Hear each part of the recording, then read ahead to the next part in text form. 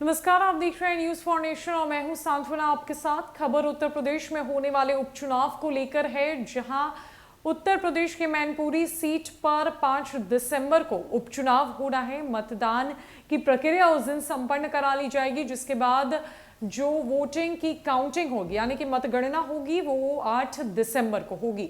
लेकिन इसी बीच बड़ी खबर ये सामने आ रही है कि मैनपुरी, जो कि मुलायम सिंह यादव की सीट रही है, उस सीट पर समाजवादी पार्टी ने डिंपल यादव के नाम का ऐलान किया है। यानी कि समाजवादी पार्टी के राष्ट्रीय अध्यक्ष अखिलेश यादव की धर्मपत्नी डिंपल यादव अपने ससुर मुलायम सिंह यादव की सीट से इस बार का उपचुनाव लड़ेंगी। डिंपल यादव पहले से ही राजनीति में है, वो सांसद रह चुकी हैं और अब ऐसे में उत्तर प्रदेश की मैनपुरी सीट पर होने वाले उपचुनाव को लेकर अखिलेश यादव ने ये बड़ा फैसला लेते हुए डिंपल यादव को चुनावी मैदान में उतारा है, जिसको लेकर नामांकन की प्रक्रिया 17 नवंबर को की जाएगी। दरअसल मैनपुरी उपचुनाव के लिए गुरुवार से नामांकन की प्रक्रिया शुरू हो गई है। 17 नवंबर तक नामांकन होंगे, 5 दिसंबर को मतदान होगा, 8 दिसंबर को मतगणना होगी।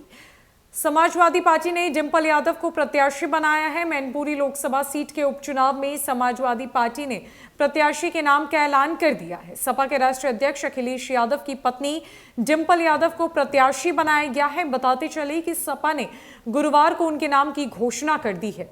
बता दें कि सपा संरक्षक मुलायम सिंह यादव के निधन के बाद मैनपुरी सीट पर उपचुनाव होने जा रहा है, जिसको लेकर नामांकन की प्रक्रिया शुरू हो चुकी है। अखिलेश यादव खुद चुनाव का संचालन करेंगे। समाजवादी पार्टी मैनपुरी से उम्मीदवार के तौर पर डिंपल यादव के अलावा तेज प्रताप यादव और धर्मेंद्र यादव के नाम पर विचार कर रही थी, लेकिन गुरुवार को डिंपल यादव के नाम पर मोहर लगा दी गई। डिंपल इससे पहले कन्नौज से सांसद रह चुकी है, फिरोजाबाद से भी चुनाव लड़ी थी, लेकिन हार का सामना करना पड़ा था। डिंपल यादव के चुनाव का संचालन खुद पार्टी के राष्ट्रीय अध्यक्ष अखिलेश यादव के द्वारा किया जाएगा। गौरतलब है कि पूर्व मुख्यमंत्री अखिलेश यादव की पत्नी डिंपल यादव का राजनीतिक करियर उतार चढ़ाव से भरा रहा है। डिंपल अपना पहला चुनाव हार गई थी, लेकिन इसके बाद भी उन्होंने अपना आत्मविश्वास बनाए रखा। उनके भाषणों में शालीनता साफ नजर आती है। यही वजह है कि वो कम समय में ही लोगों के दिलों में उतरती चली गई। वर्ष 2009 के लोकसभा चुनाव में अखिलेश यादव ने उत्तर प्रदेश की 2 सीटों फिरोजाबाद और कन्नौज से चुनाव लड़ा था। बाद में अखिलेश ने फिरोजाबाद सीट छोड़ दी थी।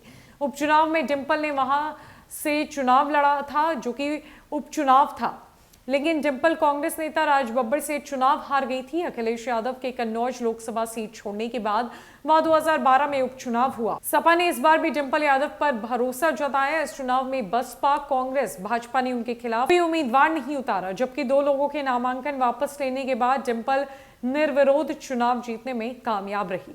वहीं 2014 की बात की जाए तो लोकसभा चुनाव में भी वो कन्नौज सीट बचा ली गई थी। हालांकि 2019 के लोकसभा चुनाव में उन्हें हार का सामना करना पड़ा था। बहरहाल मैनपुरी उपचुनाव में सुहेलदेव भारतीय समाज पार्टी यानी कि सुभासपा ने भी ताल ठोकी है। पार्टी के राष्ट्रीय अध्यक्ष और पूर्व कैबिनेट मंत्री ओम प्रकाश राजभर ने बुधवार को सुभासपा प्रत्याशी का ऐलान कर दिया था। उन्होंने मैनपुरी उपचुनाव में रमाकांत कश्यप को प्रत्याशी बनाया है। रमाकांत कश्यप इटावा के रहने वाले हैं। हालांकि भाजपा ने अभी अपने प्रत्याशी के नाम की घोषणा नहीं की है। समाजवादी पार्टी की तरफ से मैनपुरी में होने वाले उपचुनाव में डिंपल यादव को मैदान में उतारा गया है। ये मैनपुरी सीट समाजवादी पार्टी के संरक्षक मुलायम सिंह यादव की थी। उनके निधन के बाद ये सीट खाली हो गई, जिसके बाद धर्मेंद्र और तेज प्रताप के नाम पर संशय बरकरार था, लेकिन आखिरकार मुहर डिंपल यादव के नाम पर ही लगी है, जहां अखिलेश यादव खुद इस उपचुनाव का संचालन करेंगे। भाजपा ने अभी तक अपने उम्मीदवार का ऐलान नहीं किया है। देखने वाली बात होगी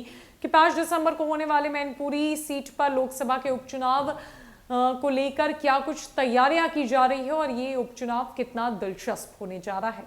फिलहाल के लिए इस अपडेट में इतना ही। नमस्कार।